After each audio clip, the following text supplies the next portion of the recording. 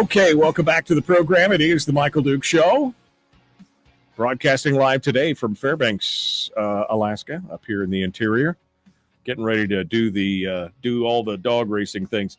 But we've got our guest on the line. We're ready to go. Dr. John Lott, president of the Crime Prevention Research Center, joins us this morning to discuss SB 173, which is the school bill under State Senator Shelly Hughes. He's also had a recent debate in the University of Wisconsin. We could talk about that. And then anything else that's just catching his attention in the headlines. We love having him on, and we welcome him to the program. Good morning, Doctor. How are you? Doing great. Good to talk to you again. Thanks for having me on. Well, I appreciate it as always. It's always a pleasure to have you on to talk about it. Doctor, you got a chance to, you got invited to review the new bill, SB 173, here in the state of Alaska from Senator Hughes, and to give your thoughts on it. We're seeing some of these bills have been, making their rounds across the United States. Utah has actually already instituted this.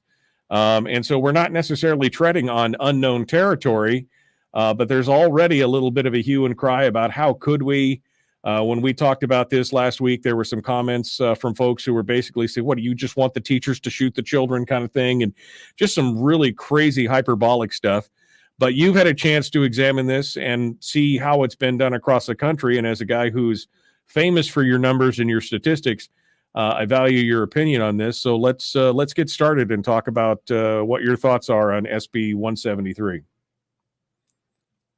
Well, you mentioned Utah. Utah and New Hampshire have rules that any teacher that has a permit can carry a concealed handgun at school. There are 20 states altogether that have rules that allow teachers and staff to carry. It varies a fair amount across the states. Most of the states require that you have to have either the school superintendent or a school board allow designated teachers to be able to go and carry.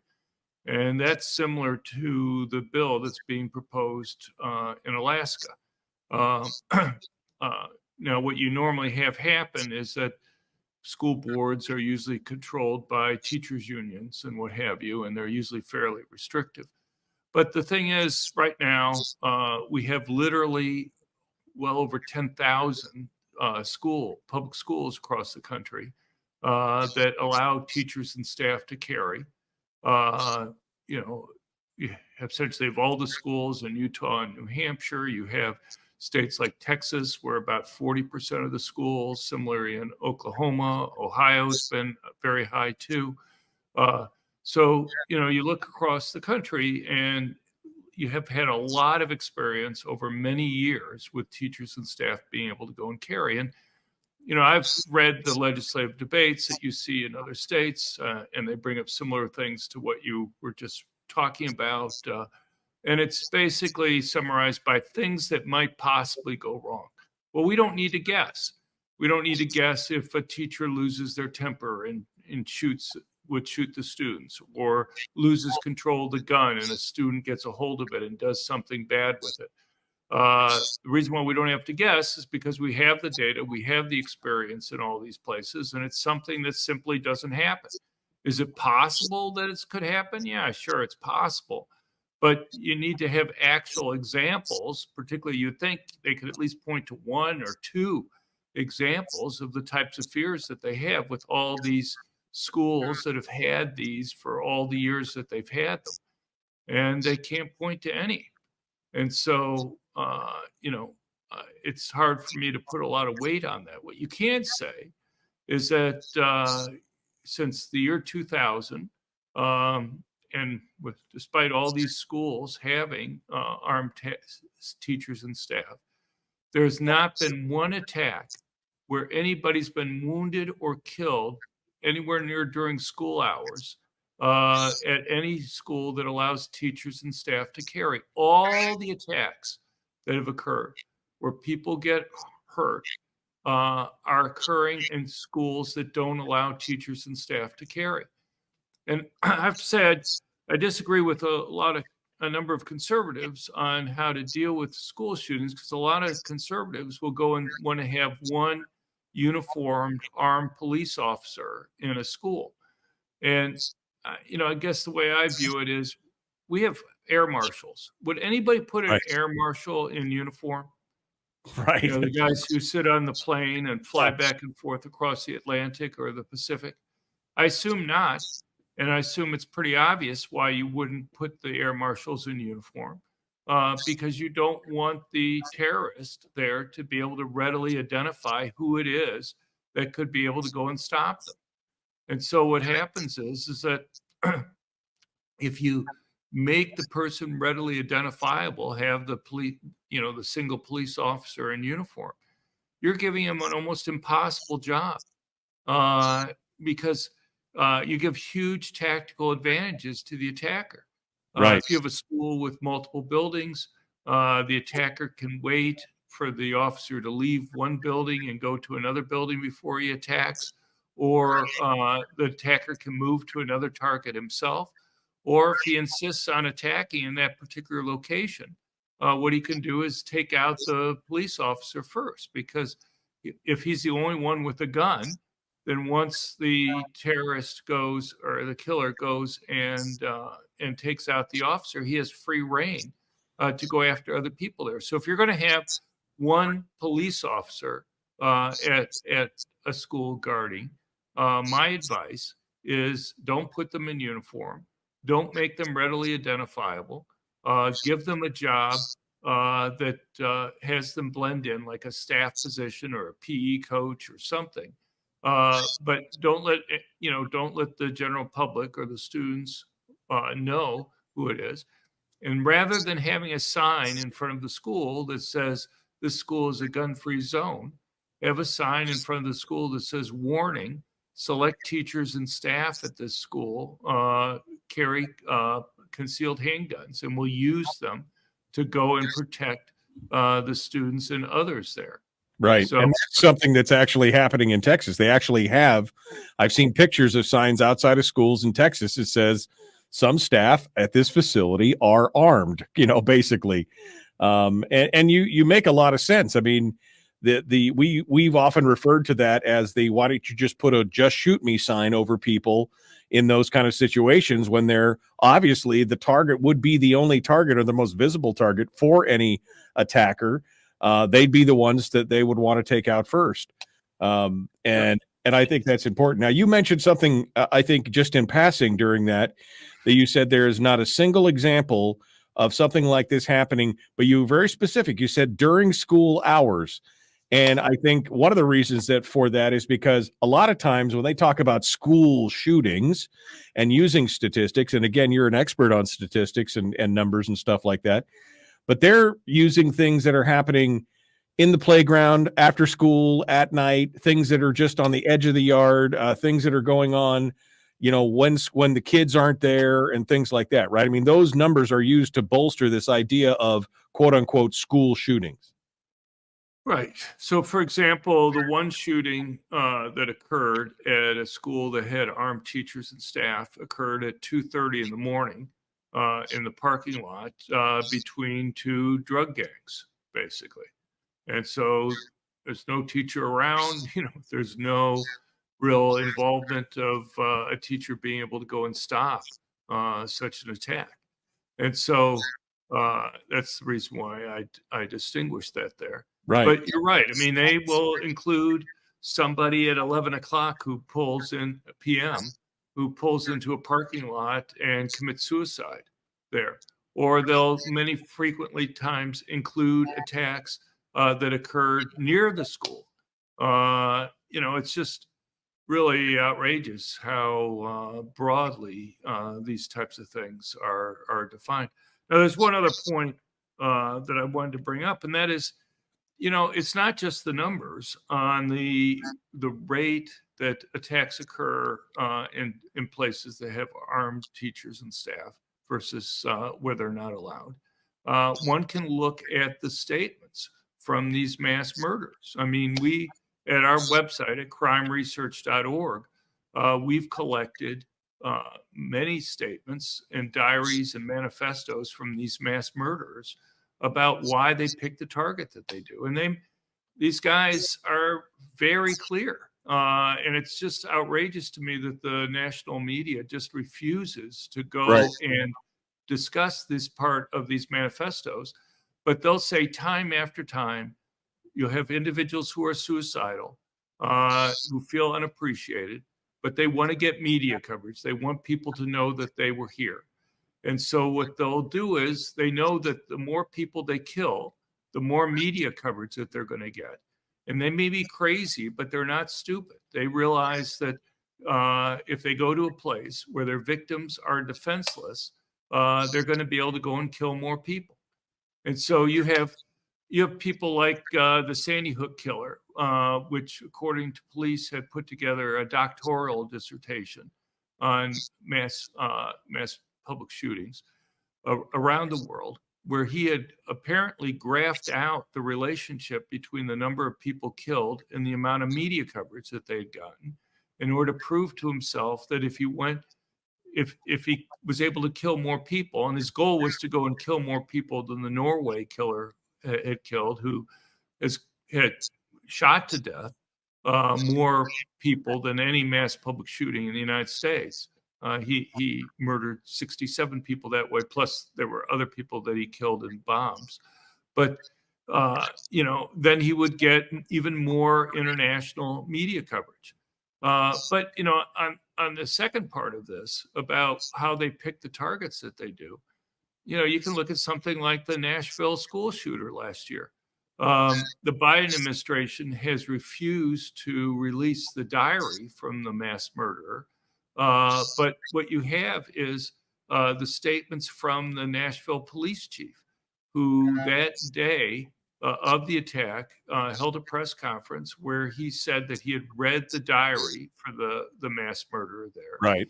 And what he found was that the mass murderer actually had another primary target in mind, which was a local mall, but that they had decided not to go there because there were armed people there.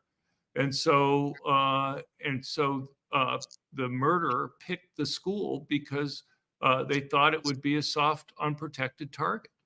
And you see that time after time. The Buffalo mass murderer before that, that person had a manifesto where they spent a great deal of time explaining why they picked the target that they did. And he picked it, he said, because he wanted to go to a place with strict gun control, because he was worried that somebody there might be carrying a concealed handgun, and that would make his task of killing people much more difficult. Now, why aren't those things newsworthy?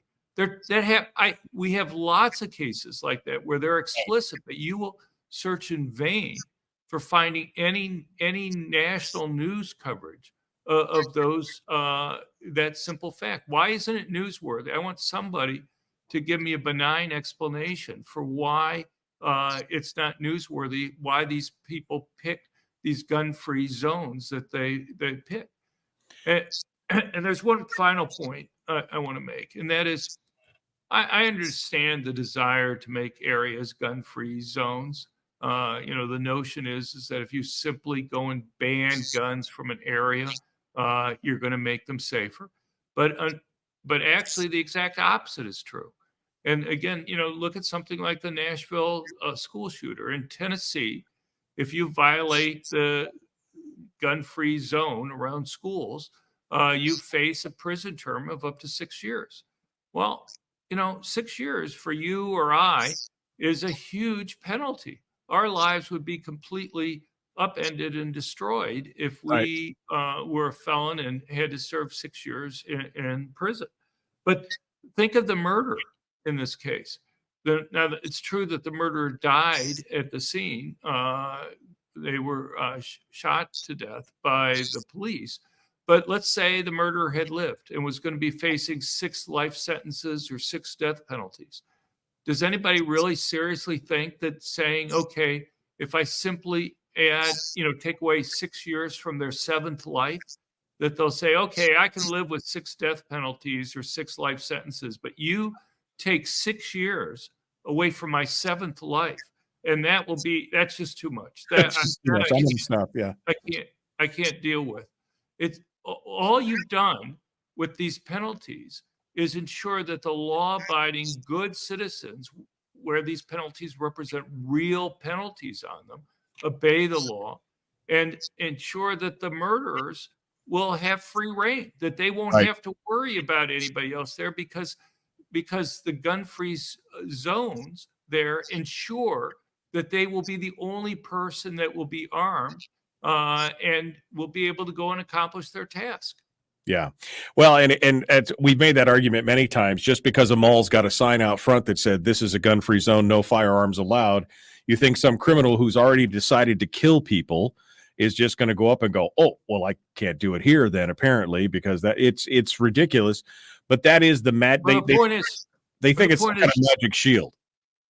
right. Well, the point is, it's not just that the guy ignores it. It is a magnet for them going and doing the attack in those places, because that makes it so that they understand that they'll be the only person that's armed. So it's not just that they Right. ignore it. It's that these actually serve as magnets. So, in most of the states, including Alaska, most of the area you're allowed to carry, right? I mean, only a tiny percentage of Alaska are you banned from being able to go and have a gun for protection. And yet, where do all these attacks occur? All the mass public shootings keep on occurring. Like 94% of the mass public shootings occur in places where guns are banned. Well, so you have almost all these attacks occur in tiny areas. Why is that? Why aren't they evenly distributed across the places? You go and look at mall shootings, and you'll have, the one mall that has signs posted banning permanent concealed handguns. There'll be 8 malls, and there'll be one that posts signs. That's where the attack will occur. Or you have movie theaters. Right. You have like the Aurora Batman movie theater shooting. There were 8 enclosed eight movie theaters within a 20-minute drive of the murderer's apartment there. He goes to the only one. It's not the closest. It's not the largest. He goes to the only one that has signs posted banning permanent concealed handguns. Dr. John Lott is our guest. Doctor, hold the line for a second. We're up against the break. I want to continue this conversation because we know through statistics and through numbers exactly how that works. We'll continue with that and the rest of SB 173. Dr. John Lott, our guest, The Michael Duke Show. Common Sense Radio. Back with more right after this.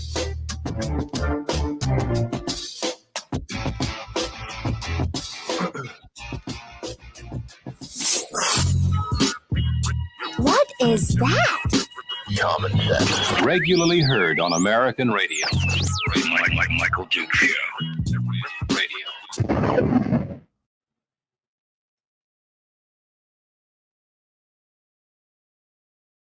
Okay, Dr. John Lott is our guest. I'm just deleting some things that need to be deleted here. Dr. Lott, one of the things that when we get back, I want to talk about. I know you've actually looked at this. Here's what surprises me.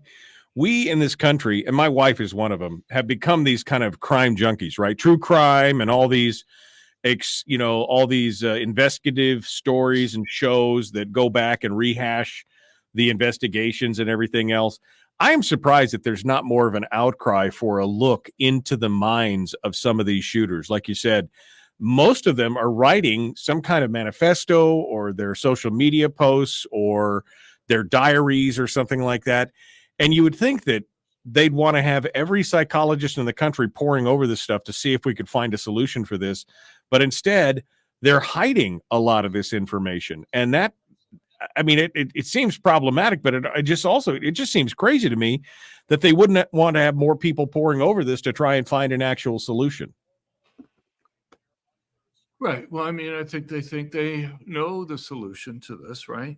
I mean, they think that they believe that if you just get rid of guns, you have the Biden administration just put out finally its report on the Uvalde school shooting. And Biden lists 3 regulations that are needed to stop that attack and others. The first solution he puts forward is background checks on the private transfers of guns. does anybody ask him or the administration, well, would it have stopped that particular attack? And the answer is no. Would it have stopped any mass public shooting this century if it had been in effect and perfectly enforced? The answer is no. So why is that the first solution that's brought up? And he's not the only one. And Obama, when he was president, would frequently point to that as the primary solution. It's just crazy stuff. I want to do something, but I want to do something that matters. I want to do something that would work. And I look at these things and I see the evidence with regard to gun-free zones and allowing people to be able to go and protect themselves and others. And, it's the media.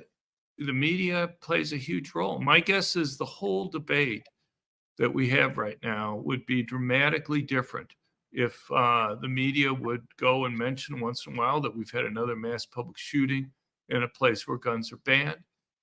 If they would go and mention once or twice where you have these cases where civilians with permanently concealed handguns stop what otherwise would have been a mass public shooting. Since the beginning of 2020, we have like 40 cases on our website at crimeresearch.org where police have said that the presence of a civilian carrying a permanently concealed handgun stopped what otherwise would have been a mass public shooting. These rarely get news attention. And often when they do, Right. the few times that they do get news attention, the media mucks up the story and gets it wrong. We have claims that the United States is somehow unique in terms of mass public shootings. That's simply false too. I'll give you an example since we're talking about schools. Since 2000, the United States has had 8 mass public school shootings where 4 more people killed, not involving some other type of crime like a gang fight over drug turf. And Germany's had 3. Well, the United States has about 340 million people. Germany has 80 million people. So we're more than 4 times. So would people compare the number of murders in Alaska with the number of murders in California or Texas? I assume not. Right. I assume what people would do is you'd go and put it in per capita rates. The FBI puts out data all the time on per capita rates of crime. And so, if you were to do that for Germany and the United States, you'd have to multiply the 3 times 4. So they have the equivalent of 12. We have 8. That's a significantly higher rate. You look at Finland.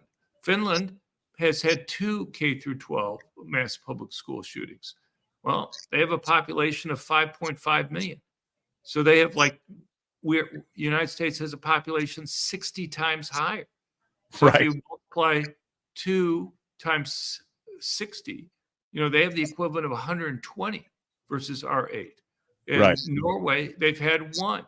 Well, they also have about 5 million people. So you multiply theirs by 60, so they have the equivalent of 60 compared to our 8. It's crazy. Yeah. France has had mass public school shootings. You've had other places that have had them too. Russia's had quite a few. Look, I can understand the media doesn't find it as newsworthy to go and talk about attacks in other countries. Hold the line, John. Hold the line. I'm sorry. We're jumping back in. I'm slave to the clock. Here we go. Getting back into it. The Michael Duke Show, Common Sense Radio.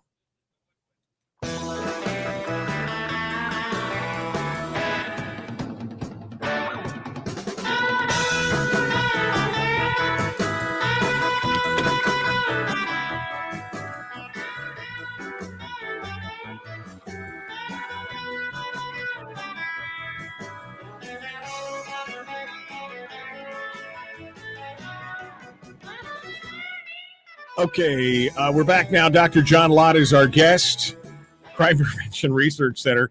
Man, there was so much stuff there in the break. You'll have to go back and listen on the podcast. It was so good. Some information which we might repeat a little bit of here. But I wanted to come back to, again, the discussion. Dr. Lott, you've been you've been monitoring this and you've been looking at this. You've looked at all the crimes. You've looked at the statistics. You've seen a lot of the manifestos that probably many people haven't, or the diaries, things that the mainstream media is obviously not covering. And I know at one point you and I talked about the actual numbers of with very specific proof showing that these shooters, whether it's at schools or somewhere else, actually chose. Now, it wasn't like a random place that they chose. They specifically chose a place where they knew people would not be armed. And I don't know if the number's been updated, but I seem to remember the number was somewhere around 80% of the shooters were very specific about where they were going, specifically because it was a gun-free zone. Is that right? Does that number hold true? Have you seen do you have some updated stats on that? Well, I don't think it's 80% that we actually have statements. I mean, we have dozens of statements, but I don't think it's, I haven't, I couldn't tell you the exact percent, but I know it's a lot less than 80%. But, not all these people leave diaries and manifestos. Not everybody goes and makes statements to others. I mean, you have everything from the Charleston church shooting, where the person apparently made statements to others about why he picked the target. You have indirect evidence on some, like you have Columbine. Even the New York Times reported that the Dylan Klebold was very upset that Colorado was passing a concealed handgun law that would allow people to carry permanent concealed handguns on school property.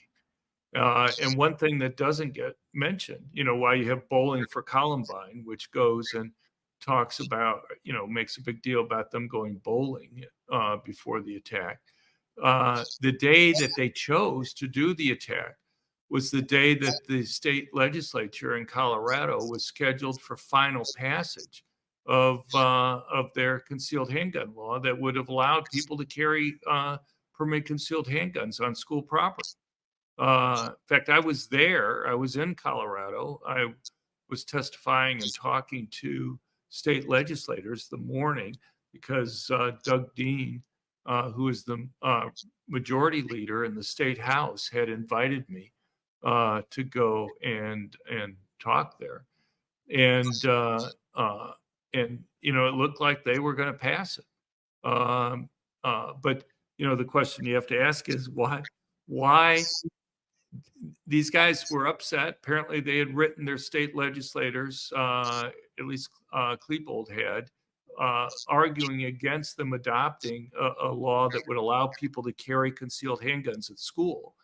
And pick that day when the legislature was finally going to finish the whole legislation and pass it on to the governor for their attack. So, but I'm just saying, you have all the way going back there. But it's just, in the New York Times, even on its front page at the time, though people didn't draw a connection between the date or anything, mentions that these guys were strongly opposed to the concealed handgun law that was being considered by the state legislature. So, anyway, there are lots of cases that you have evidence on that these guys are, maybe, as I said earlier, maybe crazy, but they're not stupid. Right. They know. Go ahead. I was just going to say, I did want to get in because we've only got about 4.5 minutes here. You were talking during the break, and although I hate to repeat myself or repeat ourselves, overall, I think what you were saying is so important because, again, we keep seeing all these statistics about school shootings in America. What you're never told is that the number of school shootings, a lot of times, like you said, had to do with gang violence, suicide, things happening after, with no students there, all that kind of stuff. And then you said comparing it to other school shootings in other countries is very eye-opening, and it's something the news media won't do. And you specifically talked about on a per capita basis, on a population basis. So if we can recap that again real quick, you were talking about since 2000, America has had what? An actual where 4 or more students were killed, has had 8 school shootings. Is that the right number? And then you compared it to other parts of the If world? you define a mass public shooting as 4 or more people killed in a public place, not involving some other type of crime like a robbery or a gang fight over drug turf, the United States has had 8 of those. The reason why you have that definition there is the FBI and things like its active shooting reports and others are trying to get at the types of cases that get people's attention. They care about when somebody goes into a school or something with the express intent of just trying to go and kill other people. As opposed, Chicago may have 32 shootings over the weekend, but they don't cover those shootings. They don't give news coverage to them because the reason is because they're virtually all drug gang fights over drug turf. And the media knows that people don't get as invested or care about as much of those as somebody going in and just trying to kill innocent people just to go and kill innocent people.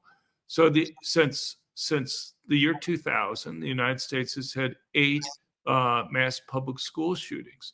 A country like Germany's had 3, but as I said, nobody would compare the total number of murders in Alaska with California, right?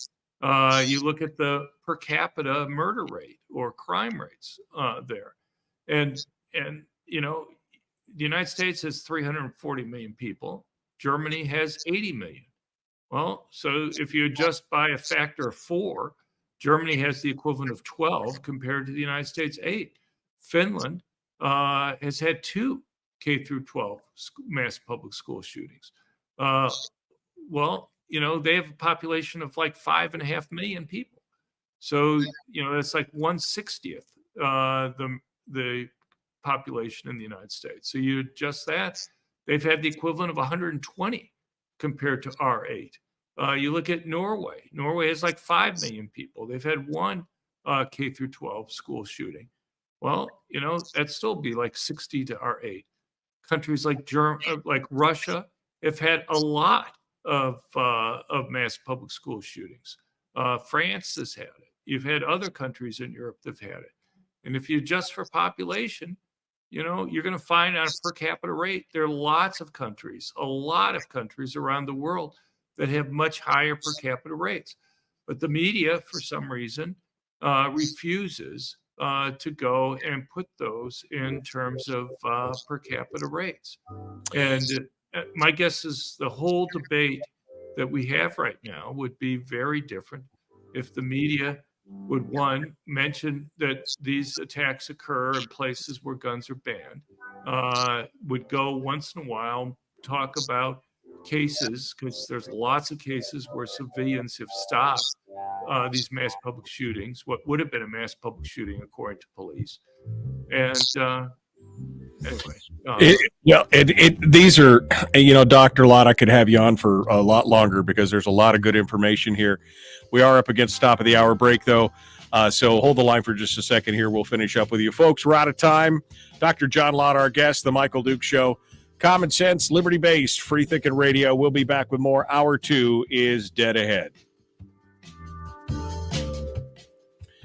Yeah, sorry about that, Dr. Lott. And that's the thing. If we had an honest conversation, and it just seems like, and you and I have talked about this, the complicity of the news media of not putting out the information that's needed, whether it's, sharing the information on the manifesto of the shooter, whether it's being disingenuous, and like you said, not looking for all the high profile, clickbaity crimes out there, the misreporting on the number of shootings in schools and things like that. There's just so much complicity between the news media and some of the law enforcement agencies and everything else actually giving us raw numbers. It's hard to be able to make informed decisions on a lot of this stuff and for people to really understand it because they're not getting the real raw data and numbers. Yeah, no, I mean, it makes a big difference. I mean, on our website at crimeresearch.org, we've gone through a lot of problems, biases, and FBI crime data that's there. I've been using FBI data for 40 years. I don't believe a lot of the data that they put out now these days because I think there's political biases. in the government data. And we have detailed discussions in the research section on our website. And people don't need to take our word for it. We have all the evidence there so that people can double check it themselves. And they need to be checking it. Now, I know that I sent you the link to the other bill that we talked about, you and I talked about on the phone here recently, which was the red flag law, the new red flag law in Alaska. Did you by any chance have a chance to look through that or take a look at it? No, I haven't looked at that one, but I mean, I've testified before a number of state legislatures on red flag laws, and I'm happy to try to help out on that. I mean, well, they're all very similar. I mean, I can go and talk about it for a minute if you want me to, and that is, look, all the states, including Alaska, have what are called civil commitment or involuntary commitment type laws. And that is, if you think somebody's a danger to themselves or others, you call the police. Police will come out. And if the police think that there's a reasonable chance, which is like about a 20% chance, that the person is in fact a danger to themselves or others, the police can take them in for a psychiatric evaluation. And depending upon the state, it can be 2 or 3 usually experts. And if the experts agree that there's a reasonable chance that the person is in fact a danger to themselves or others, there can be an immediate hearing. And if the person can't afford a lawyer, one will be provided and evidence will be examined there. Witnesses will be cross-examined. And depending upon the state, some places just the preponderance of the evidence, and others it's higher standards that are required. A judge then has a wide range of options. He can go and say, look, I'm concerned, but if you see mental health care expert, we'll have you come back in a week or 2 and we'll reevaluate the situation. The judge can take away the person's driver's license if he thinks the person might drive a car through a crowd of people, or he can take away the person's gun. Or in the most extreme case, he can involuntarily commit the person for psychiatric help. The thing is, with red flag laws, all those safeguards are removed. The only thing that happens to the person also is you take away their gun. So these are primarily used for concerns about suicide. But, if somebody is suicidal, do you think simply taking away their gun will stop them from committing suicide? That there are not other ways for them to go and commit suicide? Right. There are no mental health care professionals involved in this process. There's no hearing. All the judge sees when he's making a decision is a written complaint from somebody. He doesn't talk to the person who made the written complaint. He doesn't talk to the person who the complaint is being made about. He just sees a written piece of paper. I have and it's maybe a month later, there's a court hearing, but no lawyer is provided for you. I've talked to lawyers involved in these things. They say the fees can start at like $10,000 on up. Right. So let's say you've been accused of this. You may want to keep your guns, but are you going to pay $10,000 to keep your guns from being temporarily taken away from you? The vast majority of people don't pay for it. Don't go in without a lawyer. So you're in against a lawyer on the other side, the prosecutor, and you have no lawyer. And so, I have a friend of mine, Andrew Pollack, who lost his daughter at the Parkland school shooting, and he actually ran the Crime Prevention Research Center while I was at the Department of Justice. But anyway, Andy when he moved, he didn't want to live in Florida anymore because of the memory of his daughter. He moved to rural Oregon. At the same time he moved there, there were some people from California who moved in next door to him, who basically hate him politically. And so, first of all, there was a property dispute. They claimed that he was using their property. They lost that. And after that, they went and brought a red flag law case against him, where they put in a written complaint saying that he was dangerous and threatening to them. When a judge finally heard the case, the judge said, look, there's no threat. Why did you even file this written complaint to begin with? There's no threat. You haven't made any evidence of any threat that he's made here. You just can't say there's a threat. You have to go and say he made a threat in some way. And they didn't even, and the judge didn't even require that Andy had to be in, provide his side of the case. Yeah, and using him that way, and that's what we're afraid of. We're afraid of that. That's exactly what we're afraid of. Dr. Lott, we got to go. We're going to jump back into the radio. I'd like to talk to you again here in a couple, 3-4 weeks if you got time, and we'll continue this discussion. Thank you so much, as always, for coming on board. We appreciate it. All right, take care. Thanks. Good to talk with you. Thank you so much. Folks, we're out of time. We're going to jump back into it. The Michael Duke Show continues. Common sense, liberty-based, free thinking radio. Here we go.